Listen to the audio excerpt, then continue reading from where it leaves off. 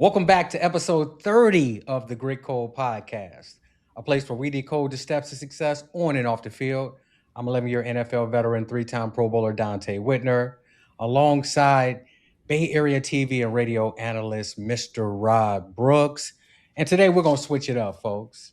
Today we have to interview Patrick Willis, who was one of the most integral parts of our defense, the most integral part of the defense. And we don't just want to bring Pat on just to talk football. We want to bring Pat on to talk inspiration, self belief. Because if you know Pat's background story, and before the gold jacket, before the all pro selections, before becoming the heartbeat of those most dominant defenses in NFL history, there was a kid from Brewston, Tennessee, a dirt road, a double wide trailer, rain coming through the roof. No shortcuts, no safety nets, just pressure. Pressure to grow up early, pressure to lead, pressure to believe before there was any reason to. This isn't just a story about football, like I said. This is a story about self belief before validation. Because long before the world knew the name Patrick Willis, he knew. He trusted to work when no one was watching. He stayed disciplined when comfort would have been easier. He built something internally that nothing external could shake. That belief carried him from those dirt roads in Tennessee to Ole Miss to the NFL and ultimately to the Hall of Fame, where he didn't just play linebacker, he set a standard. Defensive Rookie of the Year, 7-time Pro Bowler, 5-time All Pro, and again, Hall of Famer Patrick Willis.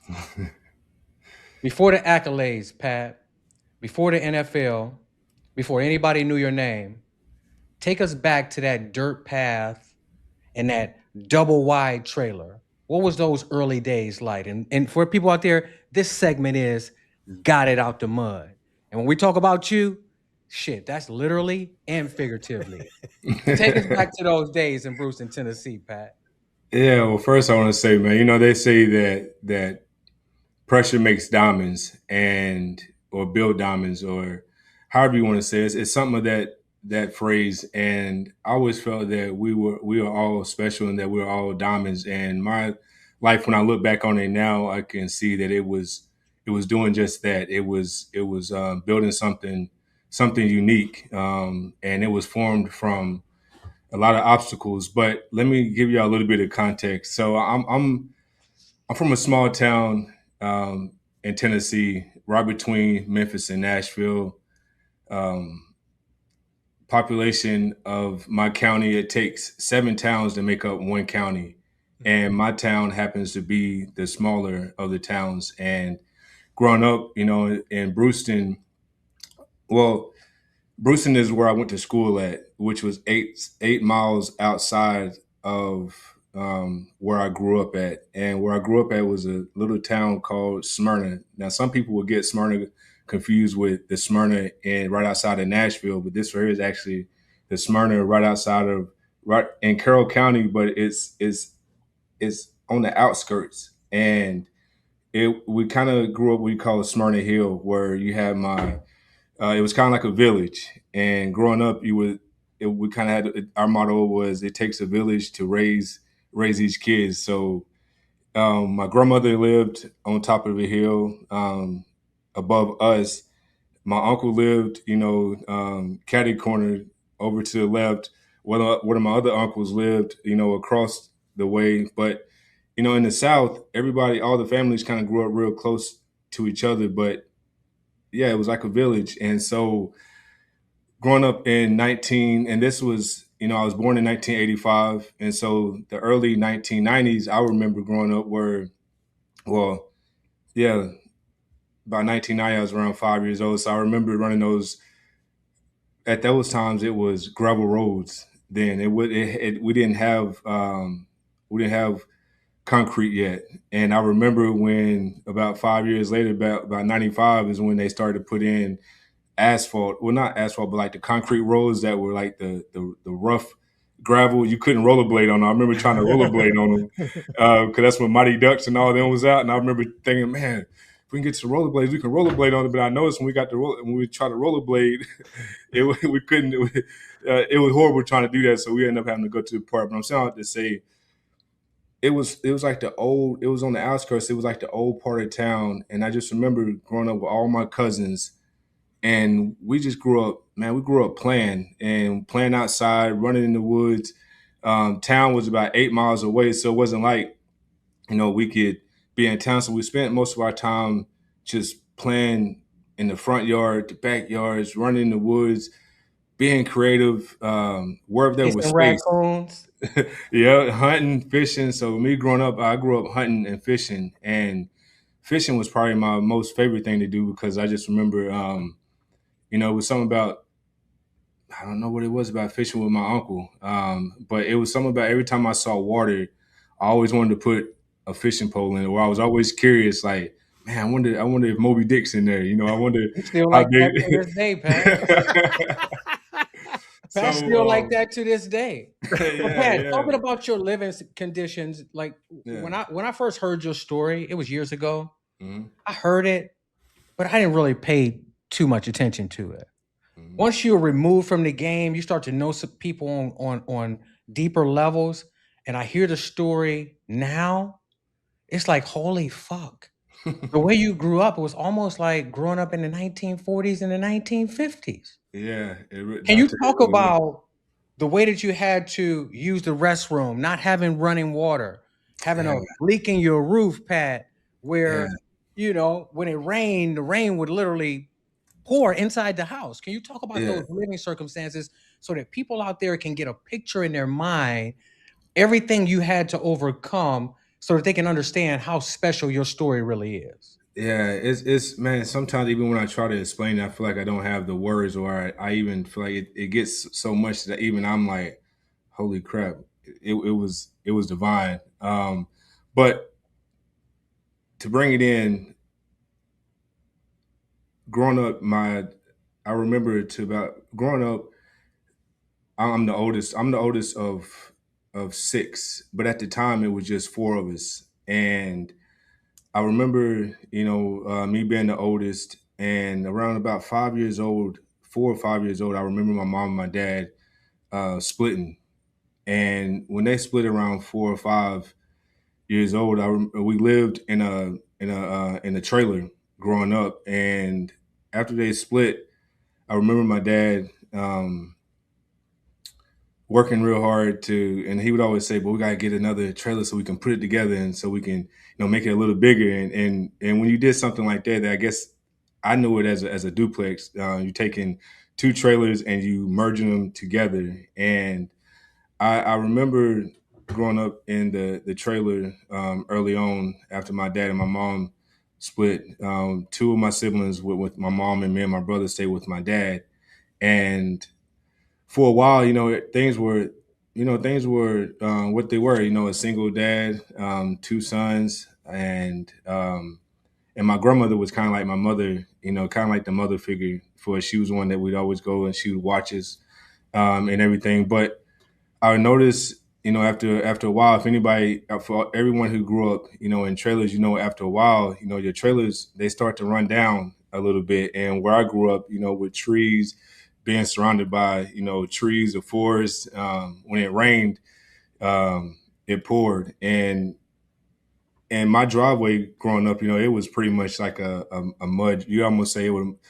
One minute we would have gravel, but when it rained, it would start to wash out all the gravel, and before you know it, it's pretty much a mud driveway. And that's a whole story in itself because just trying to get to school at times when it rained, it sucked because if you wasn't careful, you mess around and hit a water hole, and You next gotta thing you know, go to school muddy. yeah, you gotta go to school muddy, or your shoes, you step in some mud and your shoes all muddy, and now you gotta worry about getting on the bus and people making fun of you, and just all these things that you had to deal with. But inside that home, I just remember it started to become a time when um, things started to run down, and I noticed that some leaks would begin to happen up top in the roof, and we would get outside every summer and we would try to put the tar on top or whatnot to try to keep it from raining inside. And then our windows at times where I remember them being busted out. And during the summertime it was cool because the air could come in. We didn't have air conditioner growing well. Early on, we didn't have the air conditioners. We didn't have central air. I guess the people know it as now. It was just straight trailer and no air, no central air. So during the summertime, we just had fans, and with some of the windows being cracked as they were, it was cool because air could come in and out when it was windy or whatnot. Which most of the time in the summer, you all know it's brutally hot and it's very humid. So all you had was the fan blowing. And I remember when we got I remember when we got an air conditioner, or maybe we had one and it went out, but a lot just going on. But I remember having the air conditioner, and we would have to put the fan in front of the air conditioner Sure. to Yeah. Oh, yeah. to make it a little cooler. And I just Oh, you remember didn't being like that hot air it was blowing around for no, you? no, man, it was straight hot out Shit there, make and you sticky, don't it? so I just remember in those moments, man, just saying to myself, like, man, like you go to. I remember my uncle when he had got a new trailer, and I remember I would go to his house, and the central air would be on in there, and I would just sit in there, and I would say, what do we got to do to be able to get this? Like, God, why does my house have to be the way that it has to be? And I remember when it would, during this winter time, we had to take, whether it was like clothing or um, rags or whatnot and stuff them inside the window creases or whatnot, because then you don't want the cold air coming in. So I just remember, You had to jimmy it up. In the hood, we call yeah, that jimmying it. okay, All yeah. right, well, we call it something different that we can't call it, What but y'all yeah, call it? We call yeah. it jimmy. Well, Pat, you know what I'm talking Yeah, about. In the yeah, South, we call yeah, it something different, but yeah, yeah. same concept. Sure. But Dante, but as I'm trying to explain it, I remember when my dad bought the two trailers and we put them together. I remember after a while it would begin to rain where he had attached, and man, we would have to put like sometimes I'd put pots and pans. And I know I had said before that if you'd ever seen that Sorry Miss Jackson video, Sorry Miss Jackson, whoo, I am for real. Never meant, that song, when it rained, how it was raining through the roof or whatnot. I'm not going to say it was just falling in like that, but it came in like that in different parts. So where we had to put pots and pans, and sometimes we had to, if it rained enough, we have to go and empty them all over again. And, I say all that I say all that to say, even though we had all of that, one of the things that my dad always said, even though we didn't have much, and for the reasons why we couldn't, get a better place at the time, I understand now. But one of the things I admired most, that he had always told us was that we may not have much, but what we do have, we're gonna keep it clean the best that we can. And so we each had a chore. Uh, Man, I'm kind of talking ahead. Each one of me and my siblings had a chore a week apiece, whether it was one had to do the dishes a week apart, the other one had to sweep the floor, and our floor, because had rained at different times and it had gotten so bad, we had to patch it up at times with different plywood pieces or whatnot. And so what would happen is, if you're not careful, you mess around and be walking and get a splinter in your feet, and so you had to walk real light or walk real mindful of what you had to walk on. But again, it was all we had, and it was the best roof that we could have over our head. And having those, growing up in those moments, it fueled me to. And again, maybe it's just my view on things, and I guess I've learned it now as objectile poverty, where somebody else may not be going through the same thing or whatnot, but maybe it's subjective because somebody else may not have that little bit, and so them looking at us, they would think that's a lot. You were working on footwork all the way back then. You didn't know it, walking around that And if you trailer. get a splinter, you got to get it out yourself. Yeah, yeah, Exactly. yeah. So let me ask you this, and hopefully I'm not jumping the gun here. Mm. Let's just say you grew up not crazy differently, not middle class. Let's just say you grew up in Memphis in Section 8 housing, where it's not great, but Mhm. there's indoor plumbing. There's a roof that doesn't leak over your head. You know the shelter is is more commonplace. Do you think if your journey had been a little bit different, if you'd have grown up a little bit different, do you think you would be will have been the football player you eventually turned out to be, or did how you grew up have almost everything to do with the football player you turned out to be?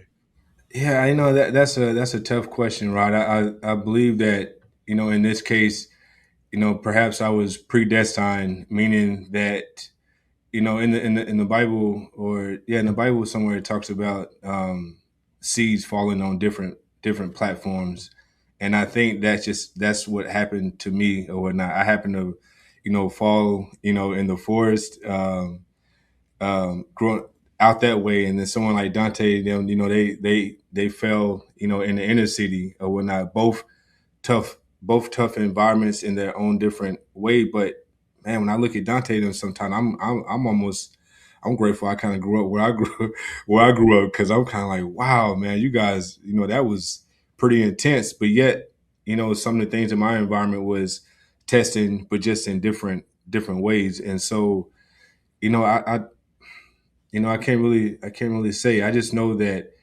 man, the circumstances drove me, but what built me was seeing those around me, meaning like my relatives, my uncles, my granddaddy, my dad. Even though later on we became to have some things between us or whatnot, or just he began to have some tough times, following some tough times. I remember them all having a work ethic that I Mhm. remember growing up and watching and being like, man, if I could, man. And when people talked about them, they was like, man, your uncles, man, your granddaddy, but they know how to get after, And so one thing I always felt like that was in me was this work ethic. I was like, man, whatever it is I do, I can give it my all. Yep.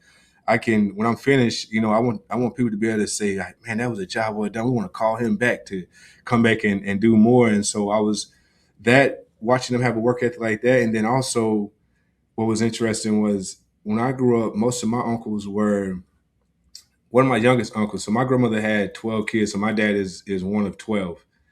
And when you hear their stories and you hear them talk, it kind of makes me now realizing I'm older. Because when you're young, you just only know what little you know, and you don't Sure. know what you don't know yet. And you get older, and then you start to hear stories, and then you get to learn other people's life, and then you realize how your parents grew up and whatnot. And how it I, affected you and personally. and how it affected me personally. And I remember my dad saying something to me one time, and again, I may be jumping ahead, but I remember him telling me, he said, "Boy, you better be careful. I mean, not careful." He said, "Boy, you better be glad that you can focus, that you can play ball, that you can focus on ball." Because when we was growing up, we couldn't focus on ball. Because I remember my dad like being a really good basketball player, and then people talked about how good he was at basketball.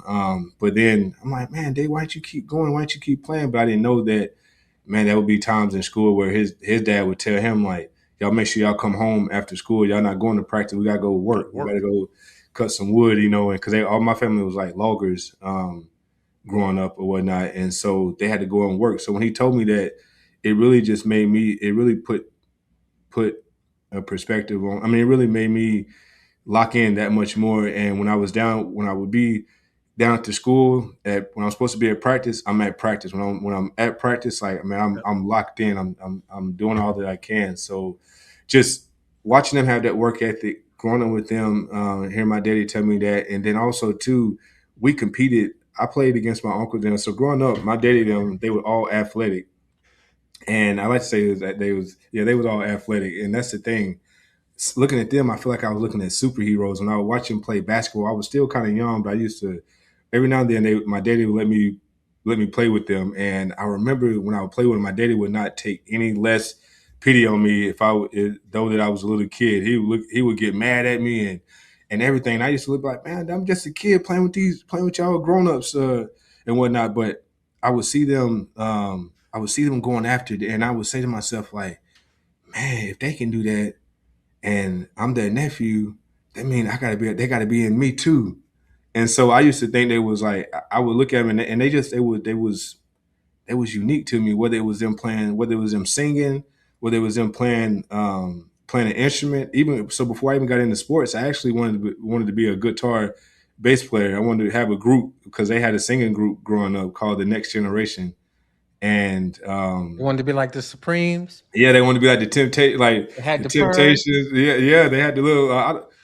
They had the curls They back had the then. It was dance more steps and shit. They used to do the dance the steps in grandma's living room. they was more of it was more of a gospel singing group because my That's how grandmother was James more. Brown started. Yeah, Yeah, you and Oh James yeah. Brown have a similar story. Oh yeah. His mom left yeah, early. He had to live with his dad.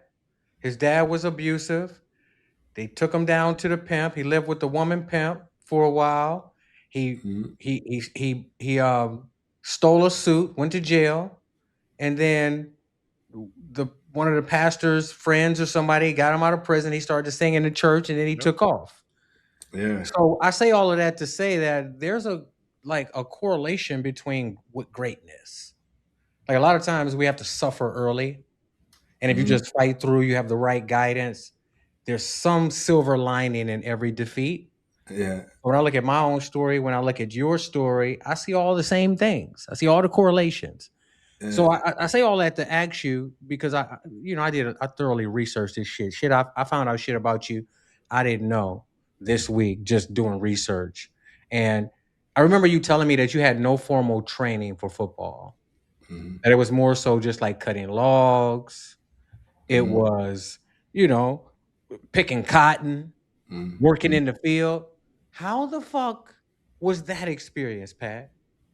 Like, how Man. was picking cotton? Like, how do you even pick cotton?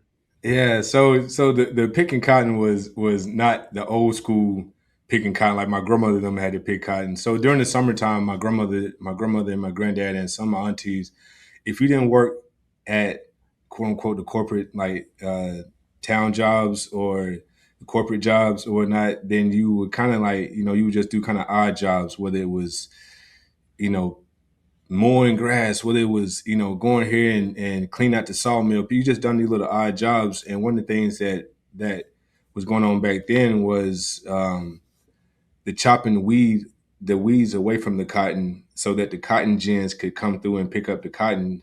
So they wasn't out there. My grandmother even grew up where they was picking bowls. It was actually out there when the cotton was, growing up. There wasn't no cotton gin that would come through. They would actually have to be out there doing it with their hands. So when I said it back then, they was taking it as I was out there, maybe, doing that. But it was really just chopping the weeds away from the cotton. But it was something that I saw them do when I was super young, and I always wanted to help them in some form or fashion. I feel like they were old. They were older and they shouldn't be out there, having to be out there in that hot sun. Because when it would be hot out there during the summertime, um, My faint. me and my brother, we'd be underneath for during the early part. They would start at 5. I remember they would start at 5, and we would walk with them because it was fun to be walking with them. All of a sudden, that sun started coming out around 7. Me and my brother All would go. hiding. Well, yeah, we would go hide and get up underneath the tree, and they would be out there like working, and I would just say to myself, like, man, like one day I want to be able to help them do that. But I say that to say, like, I remember when I became of age around 10 years old, it wasn't something that I was forced to do. It was something that I always was raised that if you want to eat, if you want to be a part of things, you got to get your hands in it. You got to do your part. And growing up with my dad, he always just taught us that, if you want something, you gotta work for it. Nobody gonna give it to you because we just always think like every time he went to the store, he had to buy us something. He had to give us something. He used to be like, boy, go, y'all get out there and mow some yards and bust some wood and make your own money. You can go buy what you want. And so I just remember him saying, if you want it, you gotta go work for it. And so I just remember me and my brother, man, we would just growing up, we would just do different odd jobs, whether it was mowing yards, whether it was picking flower beds, whatever we did to try to make life better for ourselves or not, we would do that. And I think having that work ethic to not wait around and wait for someone to do anything for you just was part of Your identity. Yeah. identity. Yeah. Yeah.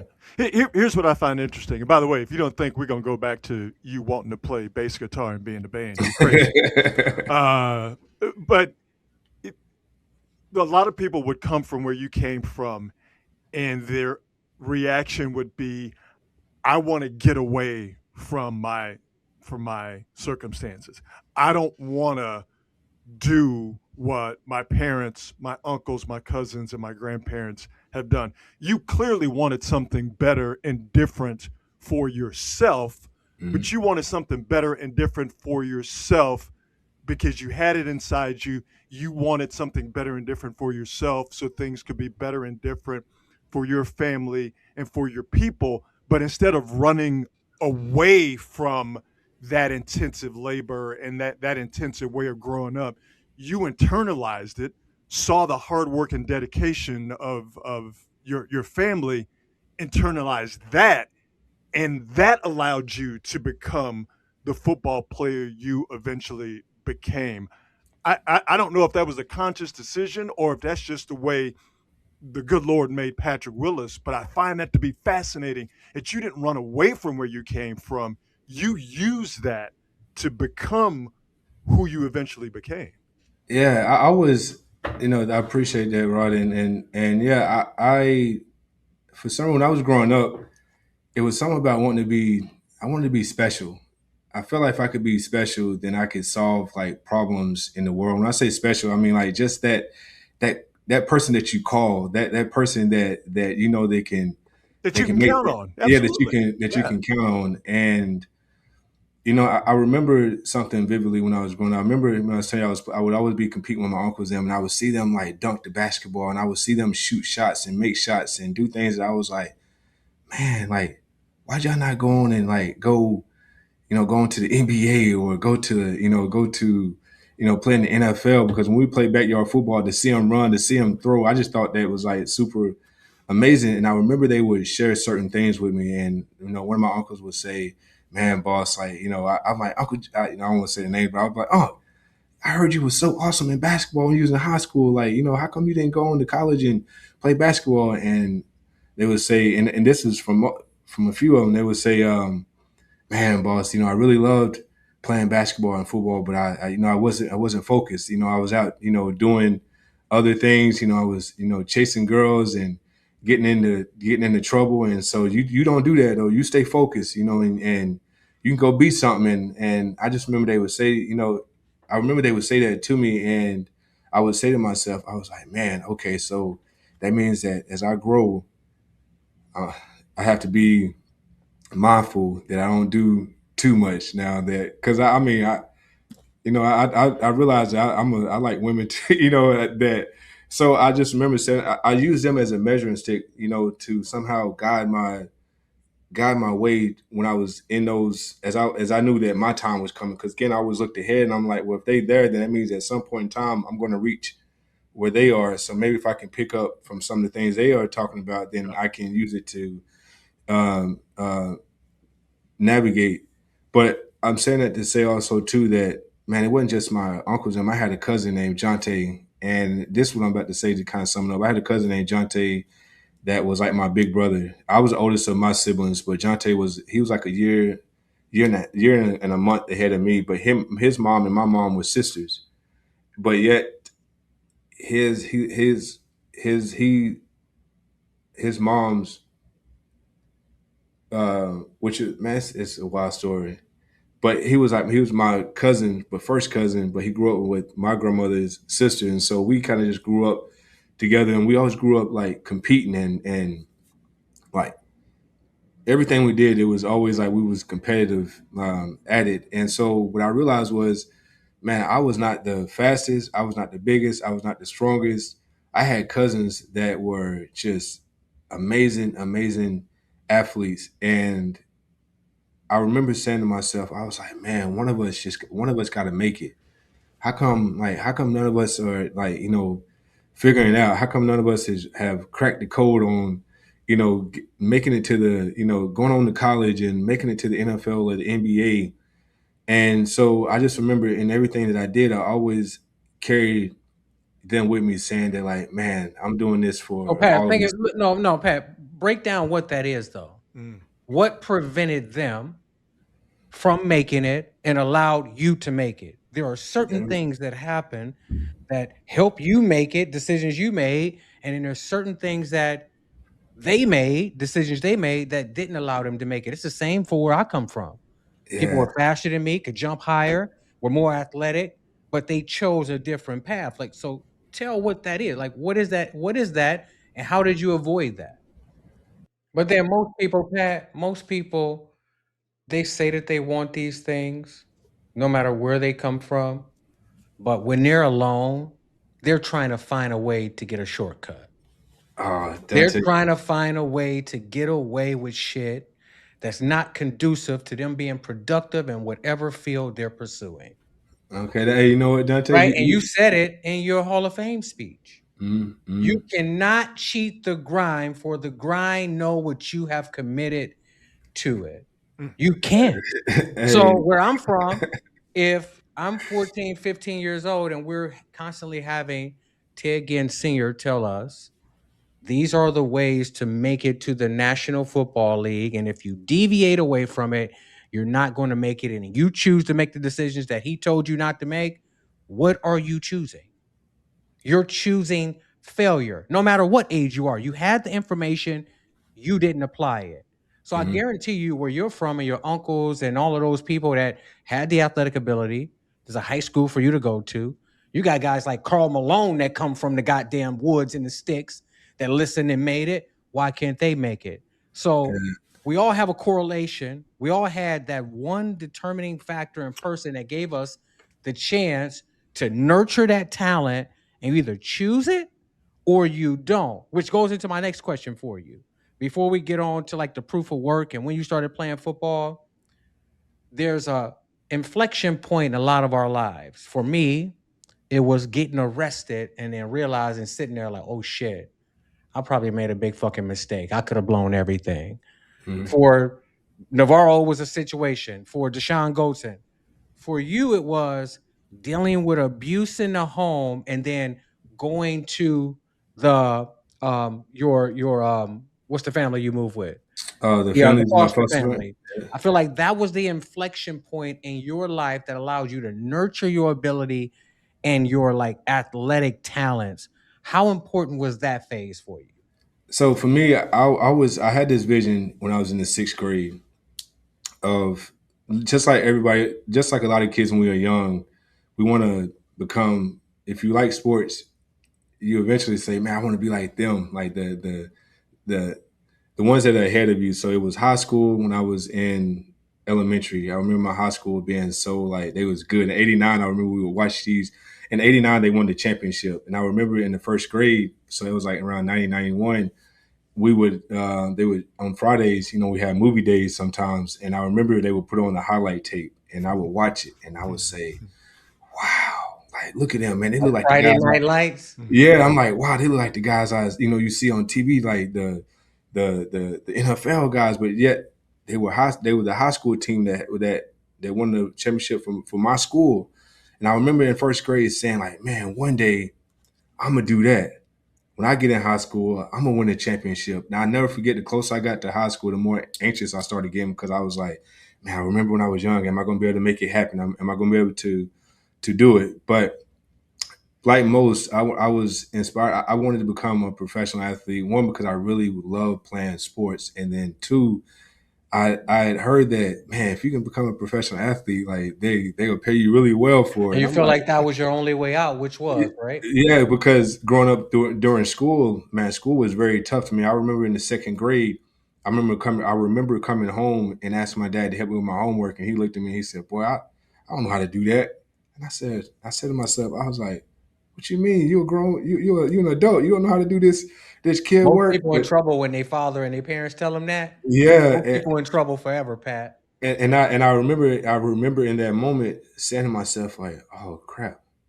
Then that means I gotta figure out how to do this. And I said, well, maybe if I can pay attention at school and I can if I pay attention in school and I can figure out how they doing it a little bit, then I can get on it right away, not wait till I get home and forget it. But as soon as I have a little bit of time, I can get it done because I can remember how she pictured how she was doing it or whatnot. Even if I didn't really know how she was doing it, it was just a rhythm or a pattern I would pay attention to. And so I remember in second grade beginning to say like, man, I gotta start like I gotta really lock in. So it was in the sixth grade. All right, so now here I am. I'm in the sixth grade. So I'm around that's around 11 to 12 years old. I was sitting. I was sitting. It was the sixth or the seventh grade. I was sitting in the classroom, and I remember one of my teachers was talking. He was my science teacher, Mr. Neal, and he would always be like, "Man, in 5 years, in 3 years, I'm gonna retire, and but when I retire, you are gonna be still in here studying. I'm gonna be on a beach drinking mai tais." And I'm like, man, he would always say that, and I'm saying to myself, man, but you inside this nice, cool building. The work don't look really tough. And you're And only making 25,000 a year. well, I didn't even know that much. I was just thinking comfort. I was just Yeah. thinking about the comfort and whatnot. Like I'm like, man, this is this, and I'm like, but my dad them are outside logging in that hot heat in that hot sun. You're I like, I was want like, to live like this. I I don't s- want to live like yeah, that. no, I would think to myself like, well, why would he be complaining if he's inside of here? And then I just remember something. I remember you guys. I always had this thing ever since I was young that when people get to talking or whatnot, or I would just get the days and off, and I would call it like I would start daydreaming. Like I would just start thinking about the stuff that would be in my mind or whatnot. And I remember him talking about him being on the beach and drinking mai tais. And I said to myself, I was like, man, what can I do to figure out life? I'm like, because he's about to be 65 years old.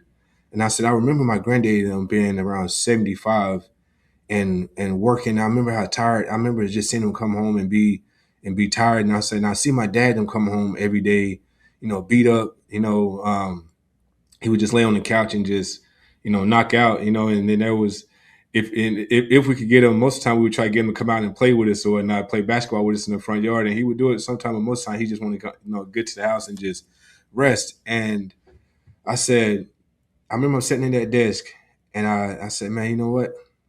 I gave myself two options, y'all. I swear this is a true story. I gave myself two options. I said, I said, man, what can I really do to get ahead in life? What can I really do to set myself and my family up so that we don't have to struggle like we're struggling now? And I said, man, I heard if you can get good at these sports and you can make it in these sports, they pay you really well. And I was like, if I can do that, then maybe by the age 30, I was like, because if he's 60, if my teacher's 65 and he's talking like this now, I'm like, then that means if I cut down the time, that means I can be 30.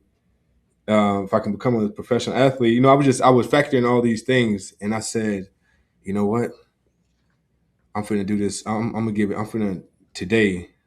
I'm gonna start, and I'm finna give it everything I have every single day to become a professional athlete. The next segment that we want to get to is the proof of work, and you went right Yeah, into it.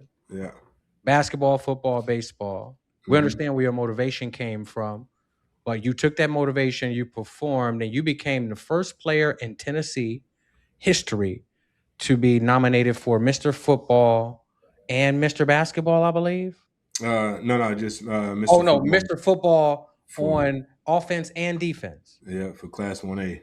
Hmm. How special was that? I play both sides of the ball, and this year is my senior year, and I'm playing running back and linebacker. Where in my junior year I played tight end and linebacker. My junior year I averaged 17.6 yards a catch at tight end, and Okay. yeah, and then in my sophomore year I was a linebacker and defensive end, and I played fullback. And freshman year I was fullback and linebacker. So my senior year I told you I was on a mission. I remember, my Adrian, the guy that was ahead of me. I remember going on a visit with him. And mind you, so let me take you back. In the ninth grade, I remember when I got in the ninth grade, I remember saying to myself, like, man, in order for me, I always wanted to go to college.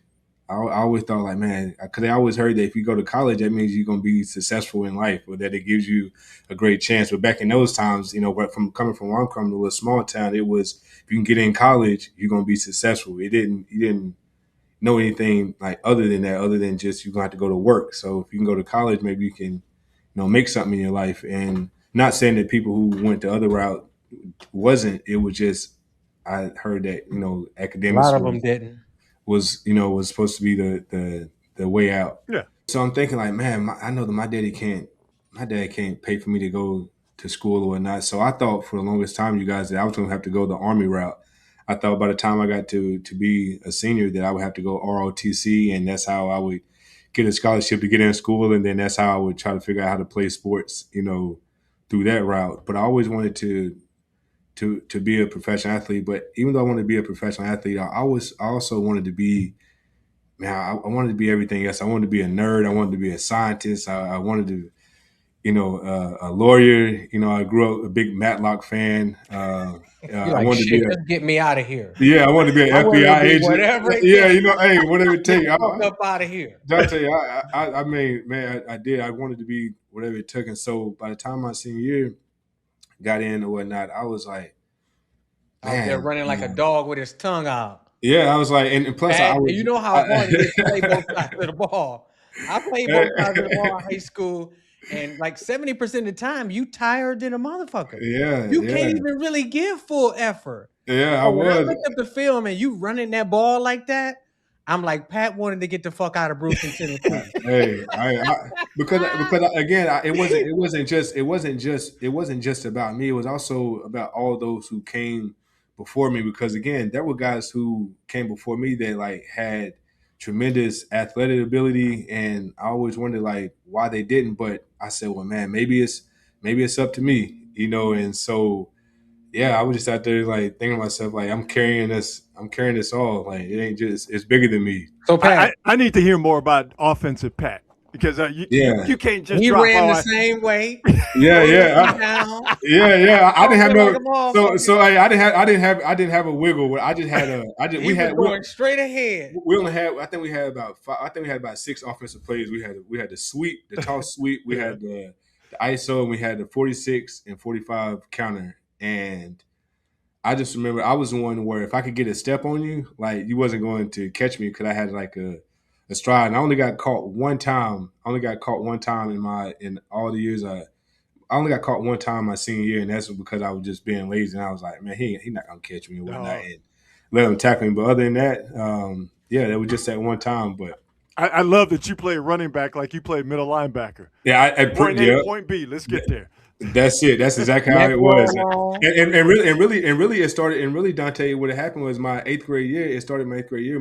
I was out there trying to be, because growing up, Walter Payton I was a big Walter Payton fan. Sure. But I was also an Emmitt Smith fan. But I was also a Barry Sanders fan. But I was also just a fan of like that. You ain't had no Barry in you, man. No, I wasn't. But I was a fan. I checked that film. You ain't had no Barry in you. I thought because I was big. 0%. You look like Brandon Jacobs. Hey, that's what I did. I thought because I was big. I could like shift and do all that. And I thought I could like do what Mary them did. And I never forget, this small dude tackled me one time. And my coach, I never forget, Coach Wilson called me to the sideline. He said, Patrick, if you don't want to start running through these kids, if you don't start picking up your legs and running through these kids and stop letting them tackle you, I'm going to take you out the game. I looked at him like, you going to take me out the game? Like that. And then in my mind, I'm thinking like, man, for him to be getting on me, that means I must not be doing what I'm supposed to do. And obviously the guy tackled me. So that next play and the rest of my time I ever carried the ball, I said, man, and I learned and I actually did it. It actually worked. Yeah. I remember this kid come to tackle my leg. And I remember I just picked him up, just ran him hard. And I remember just running right through him. And I said, oh, it works. And so I just, from that point on, like I just started doing that. But believe it or not, my brother was actually a better running back, Ole Willis. And then he actually broke my record. I remember I had the record for 292 or 93 yards. And I think I saw a lot of 5'4" white kids out there chasing you too. Hey, I think what you mean? Out there, and you were the same size you are now against those little midget Caucasian kids out there. Line set up all the records. So when the colleges got that, how did the colleges perceive you, Pat? Like who overlooked you? Obviously not good enough or not, because I was only a 3-star, and I will admit that I had to get better. Like I really did. Like I see some guys and I look at them, I'm like, man, how you already like this? Like fully developed. Yeah, fully developed. And me, I had to develop. I had to learn how to become a linebacker, how to become. Um, um, I was an athlete, so I Well, could you do say it. that contributed to those injuries that you had early at Ole Miss Um, because you had the heart, you were going to play the game the right way, but if you don't develop the body to be able to take that punishment, yeah. you're going to have different injuries. Like you dealt with a lot of injuries with what you had the broken hand, Hmm. you had the knee, I think you Yeah. might have had some ankle stuff. Do Yeah. you feel like it was the development that first year, even though you won like what freshman of the year or something? No, no. I broke. I would just break a lot of bones. So I didn't have any pulled hamstrings, no pulled muscles. I would just be breaking bones or whatnot. Which I oftentimes remember I told you I said I wanted to play sports, and I chose to play sports, but I always wanted to be a genius. And I feel like I had the academic. I feel like I could. I feel like I was smart, but for some reason I could never tap in to it or whatnot. And so I always felt like with the way my hands and stuff, I look at the Like ball fuck it, I'm hands. just gonna play football. Yeah, We I just look gonna go sports. some people got hands like, bro, you see some people like your hand done. Some people got football hands. Like I they got got hands claw that, hands. man, you look at Bo hands. I look at Bo hands sometimes. Bo can put his hand on my shoulder. I'm like, Bo, we get them heavy ass hands off my shoulders, man. Like some people got I feel like these, a gorilla palm, don't it? yeah, some people got these hands that And are it's made, and I all look crusty and shit. Niggas don't really at even put that lotion on there. and bro, I look at my hands It and be I hard and used to look at crusty. Wait. my hands are not made. My hands, I look at it and they long. I'm like, man, I would get my hands smashed sometimes. I'd be like, I don't think I'm supposed to be out here, man. What you They doing? all But brittle. I thought yeah, if I'm you drink that cow's milk off the farm, it keeps your bones tight. Man, I don't know if we didn't drink. I don't know if we drank it Y'all like didn't drink I might that have drank milk? it. I don't know if I drank it like that. Nah, Yeah, you nah. gotta drink that cow's milk off the farm, Pat. You supposed to be Yeah. like, you know what I'm saying? I Go to don't know. the farm. I You gotta did, utilize what's around you. man. I don't know how I broke so many. I don't know how I would break the bones that I would break, but I just remember Dante. So I didn't start. I didn't start my freshman year at Ole Miss. So I came in as a 3-star, and my freshman year at Ole Miss, I'll never forget going through the recruiting process. Coach Cutcliffe, he said, "Yeah, if you come here." Because when I went on my visit, I wanted to go on different visits. I ain't gonna lie to you, Dante. I wanted to have visits like Jesus Shuttlesworth. I ain't gonna lie Yeah, to you you. wanted to have a wild time. That's what I did. But hey, but nobody. Hey, Man, listen, I got some poontang on every visit, man, buddy. I was I the ain't number gonna say one recruit in the country. They was throwing it. I ain't They gonna was say I signing wanted. me up for it. Hey, I ain't gonna say that was necessarily what It was what it necessary for was. me. They But told me at Notre Dame it's an all-boy dorm. I scratched them off the list. I need some women up in here. oh You know what man, I'm saying? I ain't going to Notre Dame for that reason. I can't so have women in the dorm. Oh yeah, no, not coming here. man. Cutcliffe told me. He said, yeah. If you so when he said yeah, so we want to offer you a scholarship because mind you, I wanted to go to Tennessee, but Tennessee didn't want me, and so I just remember, What you got to um, say to him now, Pat? Say something to Tennessee. You got to fuck that humble shit, bro.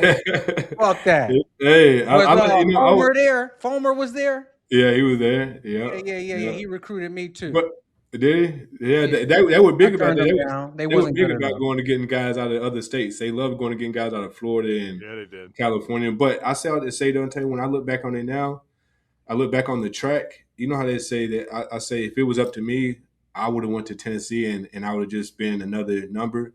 But because I feel like because of my faith and just my belief in God, like his path was greater, and I end up at Ole Miss because you know how they say when you know you know.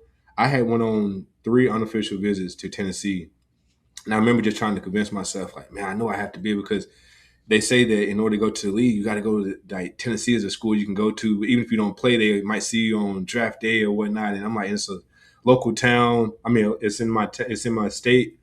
But when they didn't want me or whatnot, I just remember thinking like, well, shit, man, like who's interested? And out of nowhere, Ole Miss comes, and it's a long story with that too. That maybe it's another story for another time, but how that even came about. And I remember going on my official visit, and when I walked across that campus and I got over to the other side to that little area that they put us in, I knew You right said then. my statue was gonna go right I here. said, man, I'm coming to school here, and I My didn't say nothing to statue coming nobody. right here. Matter of fact, Ole Miss, it's time to put the Patrick Willis statue up.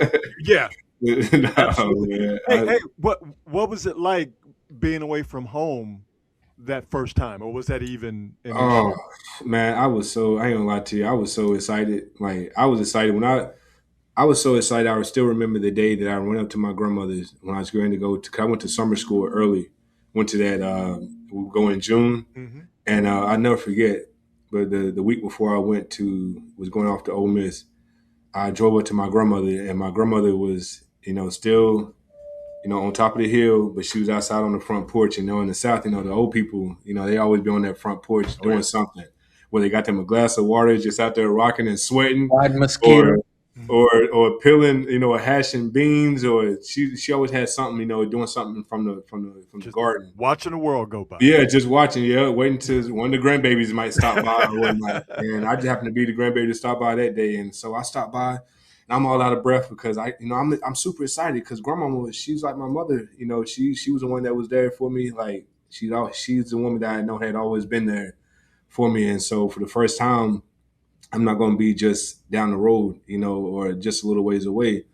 And so I tell her, I said, Grandmama, I'm getting ready to go off to college. I'm getting ready to go out. And she's like, college? And like that. And she's looking at me she's looking at me like, okay, baby. Like, cause nobody in my family, some people had attempted to go to college Trailblazer. and maybe they went for a week or two or maybe a month, but then they ended up dropping out for whatever reasons that they did. And so nobody that I know had graduated from college in my immediate family, not just my siblings, but like my uncles of my cousins or my first cousin, nobody that I know had graduated from college. And so for me, that was a big deal. Again, I'm doing this not just for me, but for me, Everybody. but also for everybody to say that like, man, somebody from here can do this, And so I tell her that, and she's just looking at me, and I was like, yeah, grandma, I'm getting ready to go off to college. I'm going to play football. I said, so I'm not going to be around, but I'm gonna come back and I'm gonna see you. And I remember she just looking at me, and she just says these words, and I'll never forget it. She said, baby, no matter where you go, you just make sure you keep your hand in God's hand. And I never forget saying to myself, like, as some people you expecting to maybe hear something like profound, like, they go off to college and study hard, or I don't know. But when she said that, that was like wisdom that to this day I would say in everything that I've had, the highs and the lows, it's when I've been able to be present and know that like my hands in God's hand that centers me in a way. So I say it to say I was super excited getting ready to go off to college, and when I got down, when my parents, my guardians, my foster parents, who were my guardians at the time, when they took me to Ole Miss, I'll never forget. It was me, Chris, Julie, and my brother Ori, and we were in the parking lot of the dorm that was about to drop me off. And AK Donte, it was a co-ed dorm. So I know it. I I ain't gonna know lie, it. I was Hey, excited. I was down there in excited. Ole Miss, I wink, said, wink. I know I what you said, had down I there in said, Ole Miss, man, I Pat. said, man, man, I'm finally gonna be away from home. But then remind you all, remember I told you guys that it was the conversations that I also had with my uncles when I was very young that I also had to keep in mind Right. as Right. well. And so I just remember telling myself, like, I'm gonna have a all right, little now, fun, Pat, but not too yeah, but much. yeah, you make sure. And I also make sure, Lord, please, too, just keep your hands, like, please, just watch over me, like. And so I say that to say, in that, what was interesting about that moment. I don't know if I shared it with a lot of people. I'll never forget, man, how that moment felt. As though I was super excited that I was getting ready to go off. Like, man, the kid that was just voted in high school as most athletic and Mr. CHS, but not most likely to succeed, not most likely to do these other extravagant things. But here I am, like with an opportunity to do something. And I remember I looked at my guardians, and man, the feeling was strange because for the first time, I felt like you were leaving people that you had known, that you had been around, that like it was something you could feel your heart. It was something strange that was happening. Like, man, then my brother had been together since we was like this, through all the highs, the lows, the ups and downs. And I remember just that feeling like, man, I'm not gonna be around him. Like, I'm not gonna be able to watch over him. Like, it hit. And so in that moment, I felt so much to where it was like, man, either you gonna like, you ain't got no choice. You got to do this. You got to make this happen, no matter how it, it feels right now. Like part of me just want to stay, but then the other part of me is like, you got to go and make something of yourself. And so I said to my guardians, I said, one day, Chris and Julie, I will be able to repay you all back for what you all have done for me and my family. And what I mean by that is just, when we were getting ready to be taken away in foster care, when we was getting ready to be put in foster care, there was a lot of stuff like going on where they was like, we're gonna split you up here, send you all off here to another place, pretty much leave the school that you had invested all your time in and all that. And I remember them stepping up to the plate and saying, it was supposed to be temporary, and they said we'll take them in, and that was one of the best things that I felt like happened, because I kind of had a prior relationship with him because he was my basketball coach from my freshman year all the way to my senior year. And so going into my senior year, this happens, at 16, going into 17. So I was maybe just turning 17, and it happened in the spring.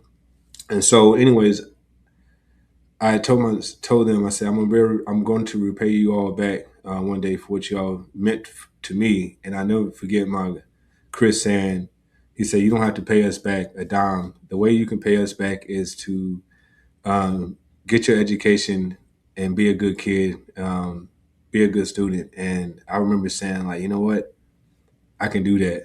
And so from that point on, it was like a man on a mission where I was like, man, I'm here to, okay, I'm here because I'm on my way to the next level.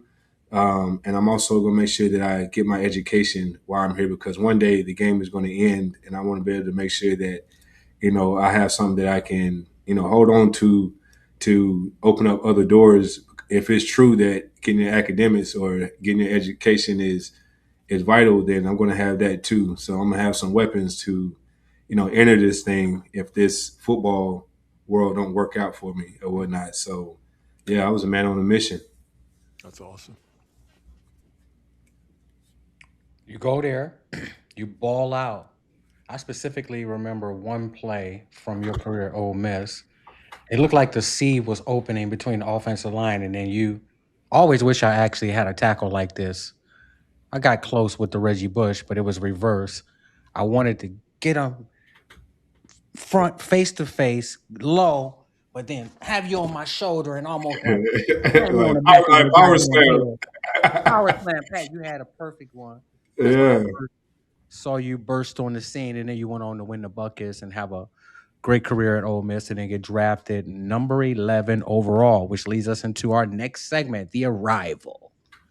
The arrival, Pat. All the work culminated. You become nearly a top 10 pick, and overnight, Patrick Willis is a millionaire. He's playing for the San Francisco 49ers. What did getting drafted to the San Francisco 49ers represent for you?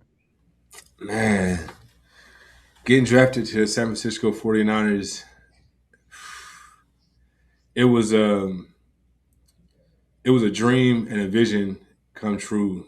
And what I mean by that is, man, I remember I had a vision when I was in. I remember I had a vision one night. I was watching Monday Night Football.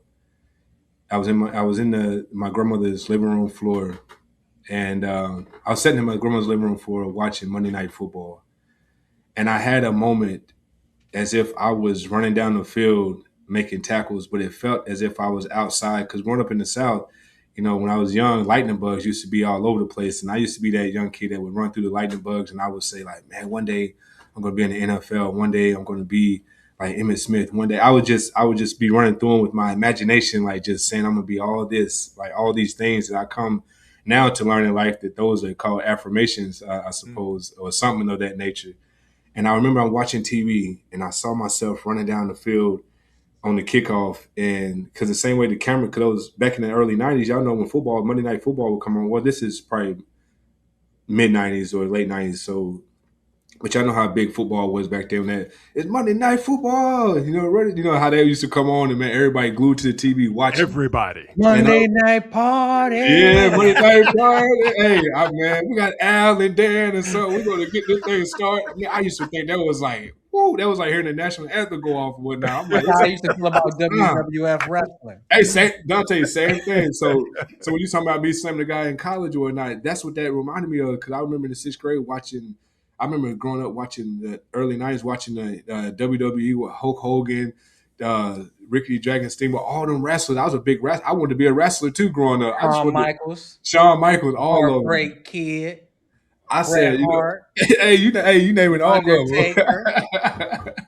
So all of that was what went into that. Like when I made that tackle, like that was one of those moments where I'm like, man, this was actually one of those, and I actually wanted to drive him into the ground even Even more. more. But his feet was in between my crotch and whatnot, I and I know. felt it when I was coming down. I was like, oh, so I He just wanted kind to of override his ass and turn his chest plate into dust. He wouldn't cooperate. yeah. To bring it all in, being a young kid and having that vision, I remember when I came back. I said when I came back, I remember I looked around and my grandmother, she was sitting behind me over there, and my brother was sitting over there because we was actually up there to help my grandmother put my grandfather in bed, who he had recently previously had a stroke, and so every night me and my brother would go up to my grandmother who was younger and help her put him in bed. And so Monday nights were the favorite. Monday nights and Friday nights were my favorite because Monday Night Football and then TGIF. Thank God it's Friday, all the shows will come Sure. on. Yeah, But Boy Meets World, Sure. yeah. Sister. So Sister, so I, Sister, hey, you guys Penny know Purple. that was the best time because I only had 3 channels growing up, and so that was like All when all you the good needed. stuff was gonna come on and whatnot. So, anyways, I look around and I look at my grandmother, and she was still looking at the game. And I'm like, man, what just happened? And it made me, and I love anime growing up, and I felt like I had an anime moment where it was like some stuff you would see on the Disney Channel or some stuff. And I remember I said, you know what? I just saw. I said, I'm gonna do this. I'm gonna do this. And so again, for me, having that day in my teacher's classroom in the 6th or 7th grade, to me having that moment when I got to the NFL, it was a surreal moment because it was everything that I had talked about, like and pictured when I was like a kid, and so that's why I know like the power of vision, the power of thought, the power of belief. Like it's really real because that's what happened. Like that was my journey. I saw these things at different moments, and so when I was drafted, it was like wow. But then as I was excited, I realized, man, this is just the beginning Right. That's how it because was for me too, Pat. it was Pat, just the the beginning. motherfucking New York Jets called me. They were picking number 4. They called me and they said, Whitner, if DeBrickashaw Ferguson is not on the board at number 4, we're gonna take you at number 4. My heart jumped out of my chest. I'm like, oh shit, this shit is really happening. And early in the top 10, I'm like, oh my God, this is happening. Then they take DeBrickashaw Ferguson. Okay, then they take Michael Huff from Texas, from the Raiders. Then I get a call from this Buffalo number. He's like, "Oh, this is Marv Levy with the Buffalo Bills. We're picking number 8. We're about to take you." My heart felt like it stopped beating for about 30 seconds, Pat. Yeah, And I'm yeah, staring at the TV, and you know that jingle, dun, dun, dun, dun, that's the yeah, first yeah. time he ever used that was with me when I was drafted. Okay. That happened with the number 8 pick, Donte Whitner, and it was like, holy shit, this shit is real. I've envisioned this all at Ohio State, all in high school, and now it's like actually here. It didn't feel real. So I Yeah, understand what you're saying in that moment. It was like, yeah. And damn, and this out shit really works. and out and out of all the teams for it to be San Fran, that was another crazy thing. Because I just remember growing up a diehard Cowboys fan, and my dad, and I used to always say stuff like, "Man, I never play for this team." When you playing backyard ball and stuff, you're like, "I never play for this team. I only like this team," and all this stuff. And I remember my dad used to he wouldn't he didn't Yeah, you necessarily gonna say it pay for about who pay you, boy. he didn't necessarily say it about the whole sports thing because one thing about my dad is I never really talked to him about being a professional athlete and all that stuff. He was more into just almost like the now, like what you doing now. It was more so me being able to like speak that kind of stuff to my uncles and like where I could be like, I'm gonna go to the NFL. I'm gonna be a professional athlete, and they would say, yeah, boss, you can do it. Like you stay focused, you keep your mind to it and whatnot. And um, so Donte to that being drafted, man. What was crazy about that whole draft was I still think we had one of the best draft classes. That 2007 draft class, I think, is going to go down as one of the best ever. But man, that draft class was crazy because I was the first linebacker taken in the draft that year. But before all that began, had you heard all the scribes, all the pundits, man, you would have thought like I was, fifth best linebacker in that Who did draft. they have ranked ahead of you, Pat? Man, they had Go ahead and tell it. Paul Peluzny, they had Ooh. Lawrence Timmons, they had um, man, no, these Paul Peluzny, Lawrence Timmons, John Beeson, um, the cats out of Michigan, Dale Harris Harris was Laurinaitis that year. Laurinaitis, um, So Mel Kiper had all of these linebackers yeah, I think ranked Laurinaitis ahead came out of of year. Hall of Fame Patrick Willis. Yeah, yeah, and I never forget Donte. I was hearing all of it, right? I was hearing all of it, like all the noise and all that stuff, and I remember. I swear to God, Lord forgive me for swearing. I'm gonna tell y'all. I'm telling y'all the real truth. I remember saying to myself, I remember hearing all that. I just kept hearing every time you hear Mel Kiper say something for a while. I didn't like Mel Kiper because I'm like, man, he really think I'm just that horrible. Oh, he's only a three down linebacker or a two down linebacker.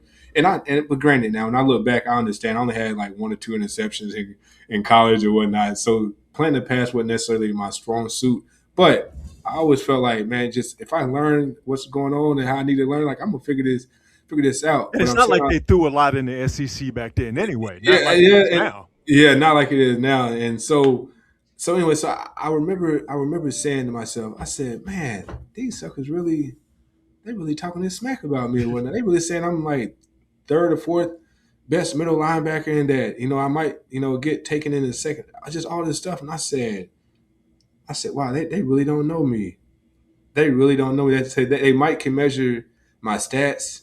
They might can, measure like the wins and losses. Data, the speed, height. I said, but man, they can't measure my heart. And work ethic. I said, when it's all said and done, I will be the first linebacker taken in this draft.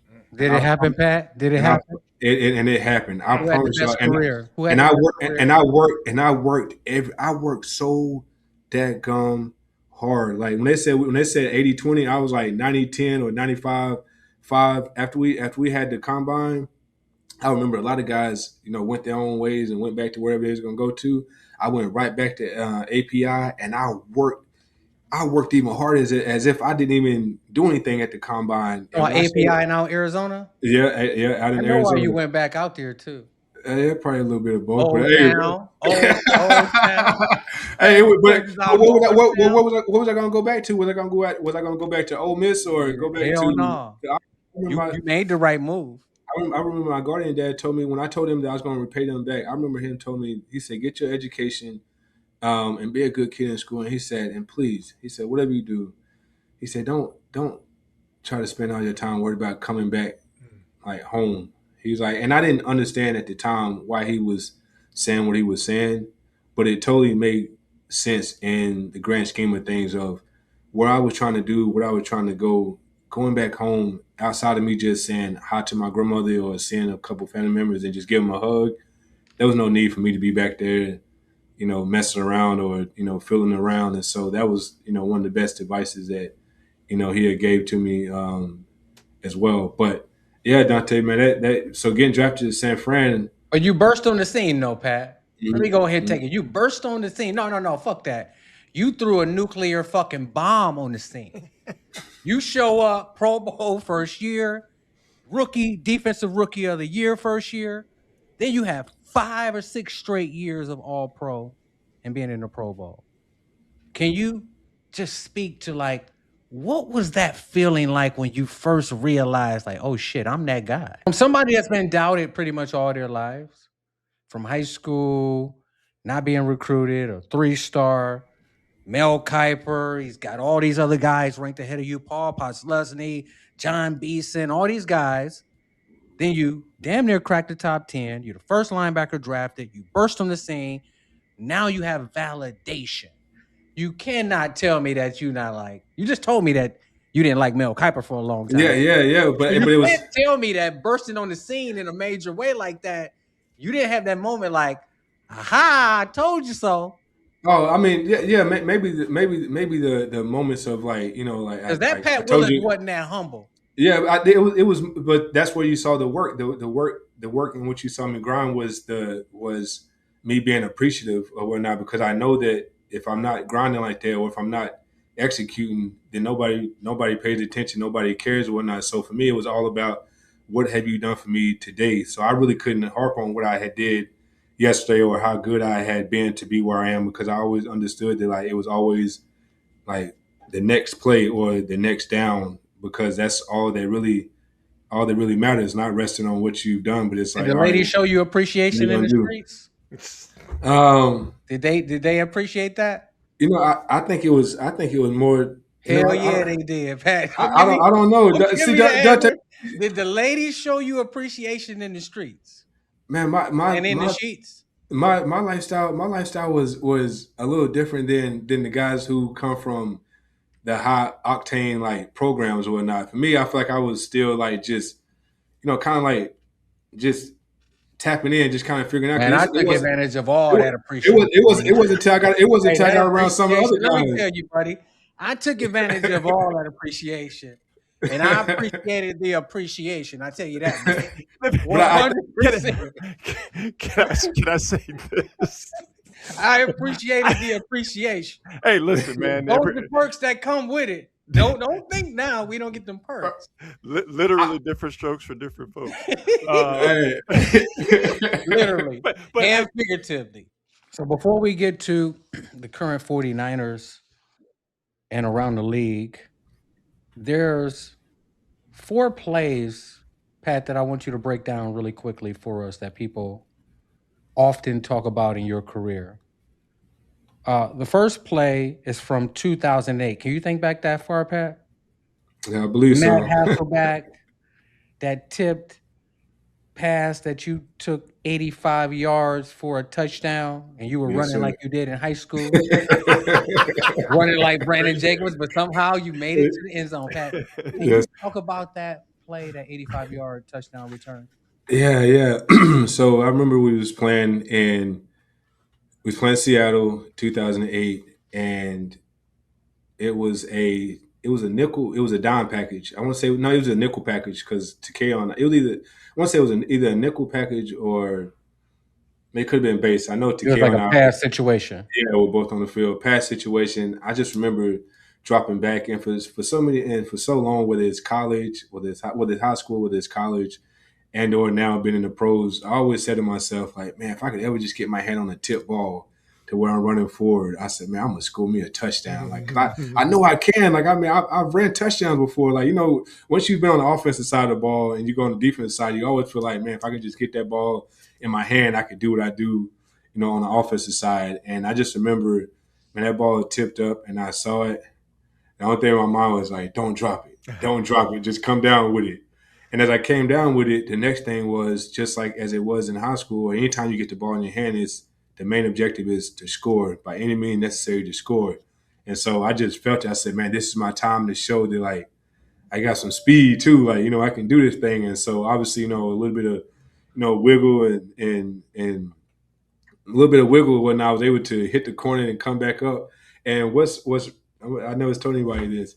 One time when I was a sophomore in high school, I was a junior in high school, I caught a pass, and it was a clear touchdown, but because I didn't pick up my feet, Tripped yourself. the guy tripped. No, the guy hit my cleat and made me trip over my own feet, and I failed or not. I didn't score, and so if you go back and you watch that play, you'll see at the very end me lift my feet right when he got ready, right when Leonard, right when Weaver got the Yeah, fullback. you jumped it like they do on Madden. I lifted my feet, and it's because of that same very play. I said that would not happen to me twice, and that's the only reason.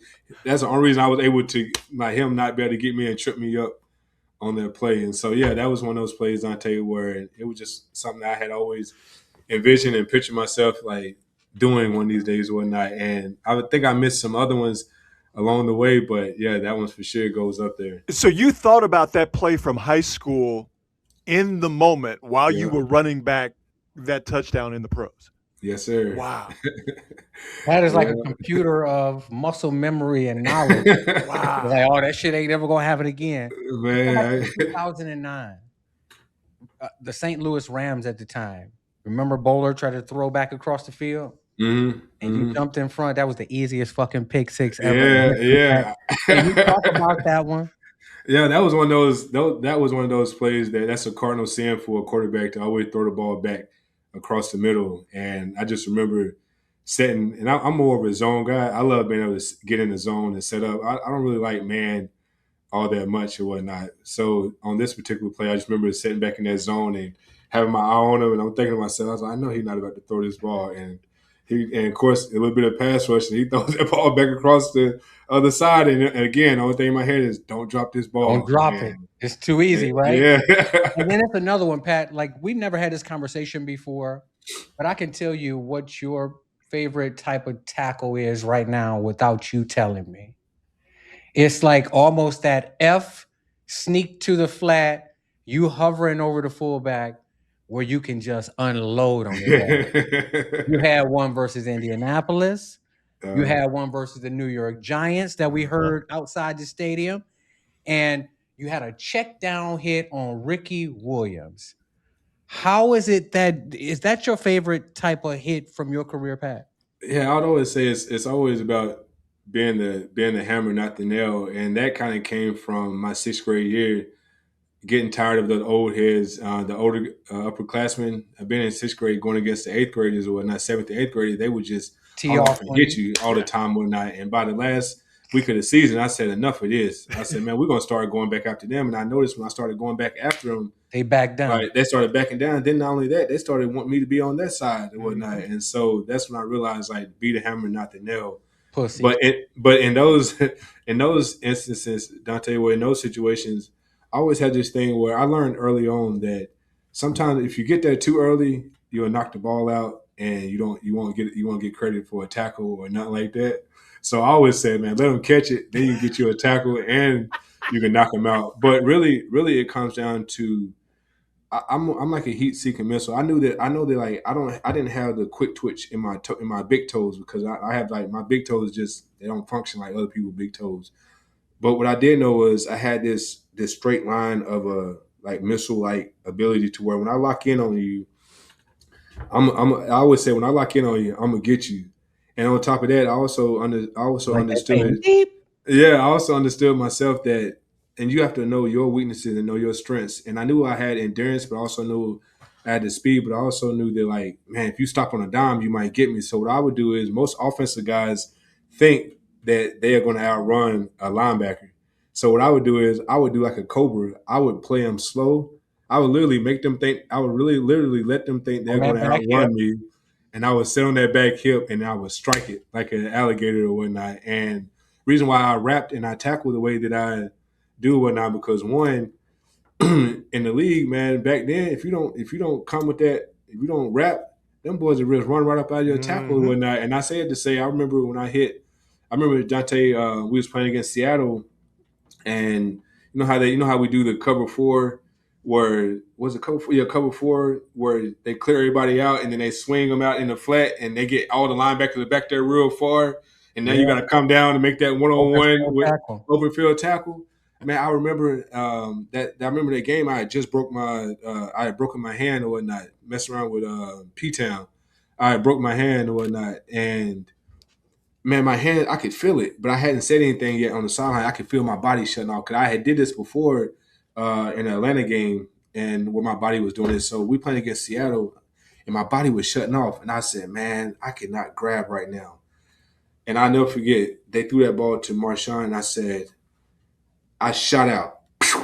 I said, man, I got to get to him before he turns around, because if he turns around, He gonna make you miss. he gonna make me miss, and it's gonna be, and I can't rap, and it's gonna be hard to tackle him.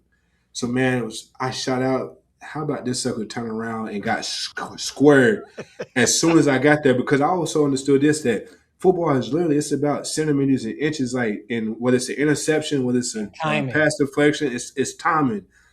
He turned around as soon as I got there, but when I tell you, as soon as he turned around, I hit him solid. I hit him hard. And all he did was, I said, all he did, he went like this. He went, I even heard him. He went, took like that little wobble step. You know, he got that little wide base. You know, he took that little wobble step back.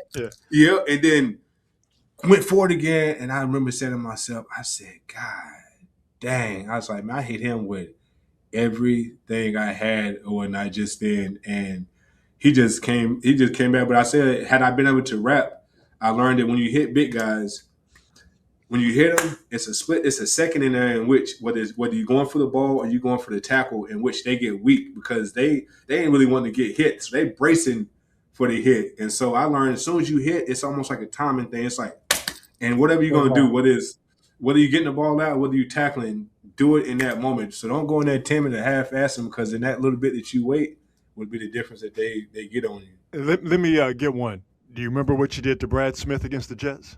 Oh man, yes sir. I remember that game. That was one of those games where we was in cover 4. I never forget. We was in cover 4. My number 2, I was on the number 2. He disappeared, and so now I could turn back to the inside because I didn't have no work. Donte taking me to the flat. Yeah, looking for somebody to cross it. In that game, I never forget. Brett Favre had, I think he was about, man, he had threw the ball the whole game. They might have ran the ball 3 times. I ain't have no tap. I feel like I might have had 1 tackle. It was one of them games where I'm like, man, I'm used to getting at least 10 tackles or plus tackles. It was one of them games where I'm like, whoa, I ain't had no tackles, man. Like, and they wasn't completing no passes. And so on this right here, cover 4, God leaves, and my number 2 goes up the field, disappears, and now I can turn back to the inside and see number 3. I see him coming across, and I've been in a situation before to where when I hit a guy, other guys are on his back tackling him, and I've taken the brunt of the hit, and it's tweaked my ribs or whatnot, to where you get up and you like, God dang, I just took on 1,000 pounds. Like I felt that before, and so this time right here, I said, I'm not gonna let this happen, and because I see him coming, but I also see Mike Lewis coming as well, and so again, it's all about timing. And I'm looking at it, I'm like, man, he gonna get there at the same time, and then and something inside of me was like, armor, like it just said armor, and I said armor and hit, and that's what you saw, and I say it's When either I gonna watched be that me play, Pat, or it them. looked like Brad Smith expected to get hit a lot worse than what he did. For real. So when his knees got bent back and he was all folded up, Yeah, he expected to get injured, but didn't. And he didn't know how to act in the moment, right? yeah. I'm telling you, when I saw it, I'm like, oh shit. But he took a little bit of the hit too, but I think he expected to pretty much get knocked out. And Michael Lewis being on his lower half might have helped him from you not knocking him out. You think so? 100%. I'm telling you. Hey, I've been in those situations too often. hey. You said, hey, what you think happened? What you think happened to him when he took a few steps. He wobbled and then went down, right? Yeah, it went down, but he was just like, he was expecting to get fucked up to where the expectancy of it probably did something to his spirit. I think it shocked him that he was able to get up and then take a few steps, and then he was like, all right, you know what, let me shut this down. I gotta get the fuck up out of here. But we're gonna go to around the league and the 49ers before we get out of here. Ohio State does it again. Oh boy, here we go. Uh-oh. Set the goddamn market with the wide receiver average per pay. Goddamn Jackson Smith and Jigba, 4 years, $168 million. What do we think about that? I think it's phenomenal. I think that right now, if you pull up the top 20 contracts for wide receivers, we probably got 6 to 8 of them from The Ohio State University. He set the market as he should. Offensive Player of the Year. Hey, man, you got the bag. Now just take care of the bag. I think that if Justin Jefferson and Jamar Chase were up for contract extensions, they would reset the market too. But they're not. If ifs were a fifth, we'd all be drunk. Wait, so what are you doing? He signed after Four for 3 years? 168, Pat, like 42 a year. Did he sign after what? This is After his taxes, third? he gonna have about 24.5 million per year. Is this his third season? Was He this his just third? finished Yeah. his third Just season, so this finished is the his third. fourth season, which leads us into the next receiver that's going into his third season, Ricky Pearsall. Is this a make or break year for Ricky Pearsall?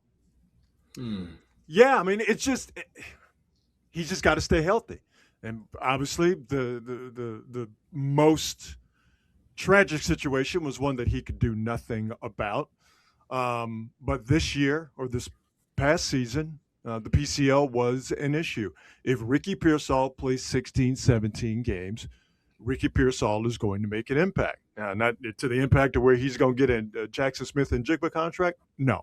But I believe he's that good of a player, and he's going to be better with Mike Evans around, with Christian Kirk around, better offensive line, a more steady run game for the Niners, to where this is a season where, yeah, Ricky Pearsall could get some action, but he's only going to get that action if he's in the action. But I asked, is this a make or break year for him? That's a whole different thing that you. Well, but when you say break, like if he doesn't do well this year, then he's out of the league, or No, not out of the league. You could be somebody's third, fourth receiver, but there's no more expectation for you being a number one receiver for the San Francisco 49ers. So make or break. If you want the bag, you have to be a number one wide receiver, and you have to be a number one wide receiver that puts up crazy numbers. We've seen him flash when he was available. Is this a make or break year when you want to get that major bag for Ricky Pearsall? But I don't think he's going to put up crazy numbers because wide receivers are not necessarily featured in Kyle Shanahan's offense. Ayuk did. Ayuk put up crazy numbers. But point Debo is Samuel that put up crazy numbers. now you have Mike Evans, so it's going to be hard for him to put up crazy numbers. Yeah, the year that IU put those up, that was just he was the number one, wasn't he? No, he was the number two. Debo was considered the number one that year when Ayuk burst on the scene. And they both had really good years, and George Kittle.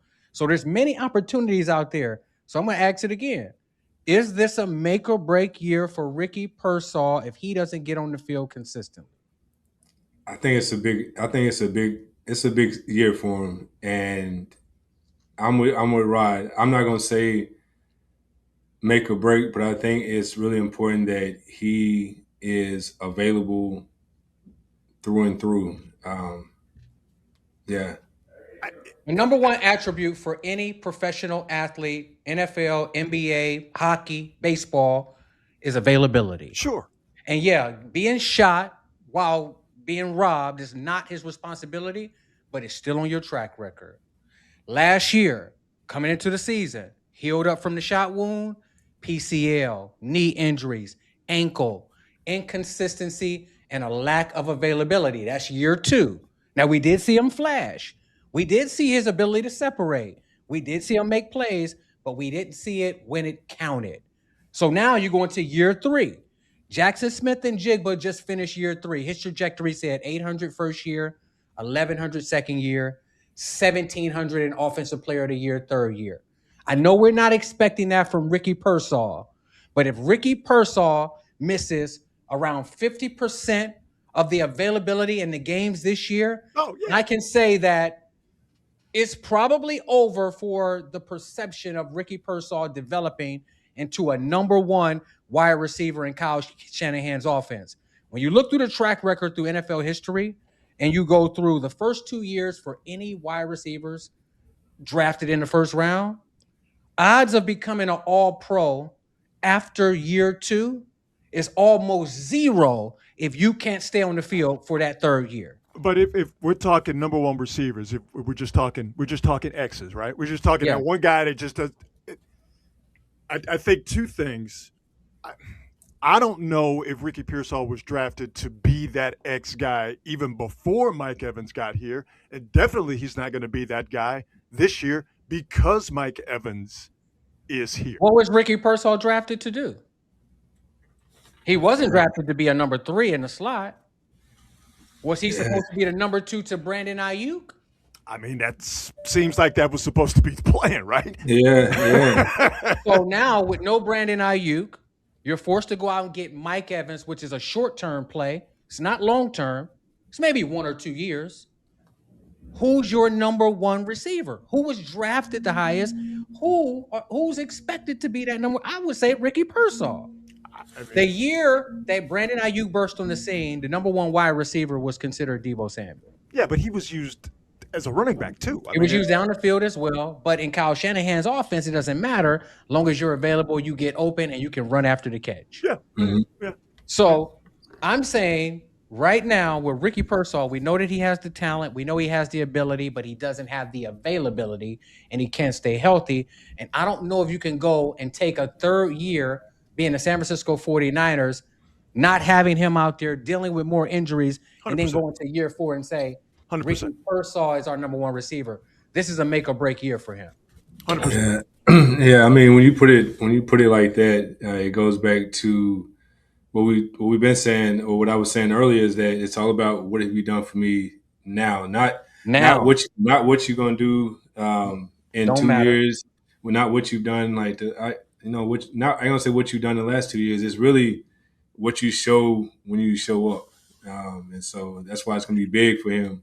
And this I year. think Donte, your point about if you are available in Kyle Shanahan's offense, you're gonna get some love. You Right? gonna No, get no, some no love. matter no matter where you play, if you're a skill position player, Kyle Shanahan's offense, and you answer the bell every single Sunday, Monday, Thursday, whenever the hell they play these games now, Kyle Shanahan's gonna give you something. Now it might not be a steady diet, and what you get, you got to make the best of it. But that ball is going to find you at some point in time, and it's up to you to do something with it. Absolutely. There was a game out there last year where he had 8 catches for 143 yards. When you look at separation rate, he's number one or number two in the National Football League. He's just not available. So I think that if he continues to separate and get open, we would be fools not to throw you the goddamn ball. And the other Oh, side of man. that equation, first game of the year last year against Seattle, only had 4 catches for, I think it was 150 yards, somewhere Yeah. around there. One of them being the big catch that set up the touchdown to Tonjes. So you're going to get the opportunities. It's just a matter of what you do with them. And I said this before, he's a poor man's JSN. He has the smoothness, he has the ability. We need you healthy. Let's move on to another one. Jimmy Ward is a free agent. He was with your Houston Texans last year, Rod. Mhm. Do you bring in Jimmy Ward for a little bit of control at that free safety position? Ooh, boy. Let's keep it a buck. All right? Got to keep it a buck. There's a little messy situation with Jimmy Ward last year in Houston. Do the Niners want to get involved with a player who has some negative baggage attached to him? If we are putting that aside, or if that's not an issue for the purposes of this conversation, I think Jimmy Ward with that safety group, I'd be fine with it. For me, I'd like for them to get real active early in the draft and look for them a free safety. That would be my preference, and mix that safety room up and have some competition. And Donte, you talk about this all the time, man. Get cats in the room, let them fight it out. I think that safety spot is one of those rooms where you get cats in there and fight it out. So for me, my preference, I'd like for them to do something in the draft safety wise and have it go in that regard. What do you Yeah. think, Pat? Now, for me, like I am a big Jimmy Ward fan, and I feel like adding him back to the fold would be good for that safety room. Just because Jimmy Ward, one thing about him is that he was a corner before he was a safety, and so he has the ability to cover. So and with his veteran leadership, I think that would be big with the guys that they still have on the team now. I feel like maybe if they go get someone, maybe in the draft or whatnot, then that guy would have to come in and develop all over again. So I don't know how soon he would be ready, perhaps, but I mean, I don't see anything wrong with bringing Jimmy back to the fold just because of his experience, and he is a playmaker and he does make plays. So Well, the only thing man. I see wrong with it is he's 34 years old. I I was know gonna how I mention that. felt Yeah. at truck. Oh, I didn't know he was 34. Hell yeah, Wow. he's about to be 35 years old. So that's the only issue I have with it. But as far as his stature, 5'11", 195 pounds, that's not the biggest safety. So you have to have something up here to help you stay one step ahead to make plays. So he's always been like that coach on the field. He Mm-hmm. understands the game of football. He can be a great mentor to Upton Stout, who plays the nickel position, who's about his size. He can be a great Malik. mentor to Malik Mustafa. He can be a great mentor to Jair Brown. So if Mhm. you're going to have Jimmy Ward around, I say you keep him on practice squad. I say you let that professionalism rub off on those young guys in there so that they can be their best that they can be. And then as far as the off the field stuff, Houston Texans safety Jimmy Ward was exonerated of a third-degree felony domestic violence charge. The grand jury no billed the case, meaning they found insufficient evidence to proceed with the charges. So I don't think that that should be an issue. So if the 49ers want to bring him in to help develop that young secondary, I'm all with it. Um, let's go with the Bosa brothers. Should the 49ers bring in Joey Bosa as a viable defensive end to pair with his brother, Nick Bosa, and a lot of the recent moves they made amongst the defensive line? To me, the question is: does Joey Bosa want to play with his brother, and how much does he want to play with his brother, money wise? Is he going to take less to play with his brother if there's more out there for him? Fuck no. He already Probably said not. it. Yeah, I think I saw some. Yeah, I think I. So No Yeah. loyalty to the 49ers, so it probably won't happen. And he's majorly paid too. He like, you know what, you want to lowball me? I'll sit out. I'll wait till an injury happens during the What, season, Mhm. and then I'll sign with a contender. So I already know his mindset. what Is year? that what he did with Buffalo last year? Did he? No, they signed him earlier. Or I did they thought. sign I him think they early? signed him early, but he dealt with Okay. some injuries last That's year in that's Buffalo. right. So What year is before this we for get him? out of here, go ahead, Pat. No, what year is this for It's Bosa? probably like 12 or something. Has it He's been that starting to get to long? that Really? level where he's pulling a truck. He's just trying to get Man. a championship. He pulling the truck. Before we get out of here, I just want to comment and get you guys comment on the USA Today flag football game versus the NFL players. And what do you guys think about that? I think that the players I, are kind of getting pimped out. yeah, I didn't watch it. I didn't watch the game because I was at the RX3. That was another flag football game going on down in Orange County, so I didn't get a chance to actually watch that game. But what I did see was some of the highlights, and I was just baffled that them cats was going that hard. I mean, I saw one time where Joe Burrow looked like, man, I thought he might have messed up his knee at one time, and then another time he was all over the ground. I'm like, shit, you guys are going harder here than you are. Like, then I saw them go harder in other instances. At the So Pro Bowl. yeah, so that kind of shocked me a little bit to see how hard they were actually playing, especially the current guys. And these are big time. Joe Burrow he's the face. He's one of the faces of the NFL, and so I don't know. So to see that, there must be some kind of merit, and you can't just look away from the fact that in 2028 they are bringing they're having a flag football Olympics or something like that. We're having a flag football Olympics in the something like that. So anyway, I say it was a big deal, and from the point of seeing those guys play against NFL guys and seeing how hard the NFL guys were going. So Two things. It didn't shock me that the NFL guys started going at the flag football cats because they're athletes, they're competitors. Don't nobody want to get shown up. Secondly, I cannot believe NFL teams allowed players to do that. Glad no one was seriously hurt. But Pat, as you pointed out, you had cats out there like Joe Burrow who were throwing caution to the wind. Man, something would have happened. That's a bad situation. Third thing, I said two things, but I meant three things. People are pointing out the obvious that flag football and pro football are two completely different things. And this idea that you could just put NFL guys in a flag football situation, and because they're NFL guys, they're the superior players that they found out differently. Flag football is great. Let's leave it to the flag football people. Let the NFL dudes do the NFL stuff. In And my I'll tell opinion. you what, it's quite obvious that the NFL is more worried about growing the game than it is protecting the players. Oh yeah.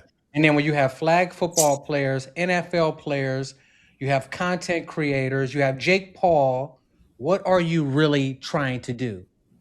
You're getting all of these different influencers together with millions of views so that you can grow the game at the expense of the actual players, which is Yeah. the most idiotic shit I've seen.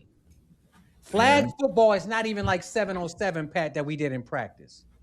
Flag football, they got so many gyrations and fucking moves, and your eye-hand coordination got to be on the hip. Did you see that boy drop to his knees and do a Yeah. he ain't fucking I do that saw in keep front of I the saw court. I We either saw keep tap it. you off or we Hey. tackling you. What the fuck is that? Yeah. NFL players cannot compete with the flag football players that's playing at that speed. So Yeah. there's no reason to even have them out there. So fanatics, the NFL, they should all be ashamed of themselves. And if Joe Burrow would have went down with an ACL injury after all the injuries he's dealt with, that should have been a shame on the league, and that should have been a major fine for whoever was involved. I mean, so the players got compensated. All right, They were gives a fortunate. shit if you make $1 million. No, you making $25 million this year and you blow your bruh, knee out. I'm right there with you. I said it. I Yeah. cannot believe the league allowed their very important assets to play in that game. They won't even let you get fucking copyright video. You How you gonna put these fucking guys out there in injury in a harm's way? Somebody had to sign off on it. Somebody had to pay a pretty penny, because I did hear that word on the street that. well, remember that was supposed to be in Saudi Arabia, so there's.